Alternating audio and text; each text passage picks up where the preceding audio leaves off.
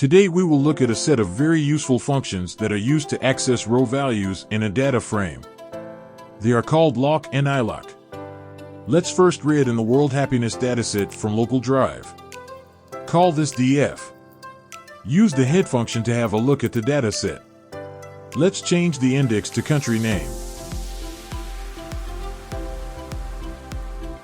Remember to put in place equals true to make changes to actual dataset.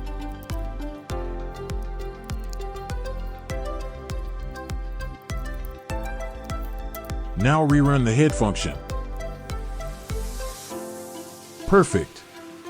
The index is now changed to country name seen in bold font at start of data frame.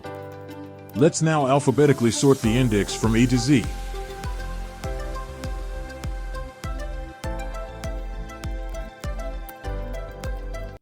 Rerun the head function to confirm. Great! You can now see countries sorted in alphabetical order.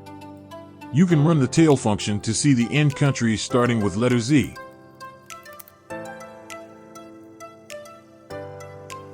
Let's now use the loc function.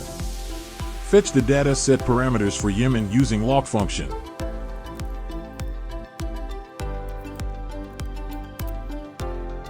You will see all the dataset entries for Yemen. If you wish to see these values in tabular format, enclose country name in double square brackets while calling loc function. Let's repeat the same process for 3 countries. Great. But there is a constraint in loc function, that is, if you wish to access a range of rows, for example from Afghanistan till France using loc function, you will run into a problem.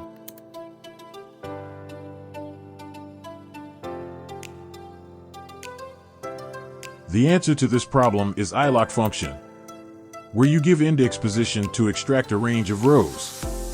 Let's try to fetch first 5 rows of the dataset.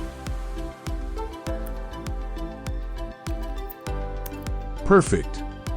You can play around with start and end index limit and the output will be adjusted accordingly. With this lecture we come to the end of data frames, indexing and basic plotting. In next lecture we will start data aggregation and statistical analysis.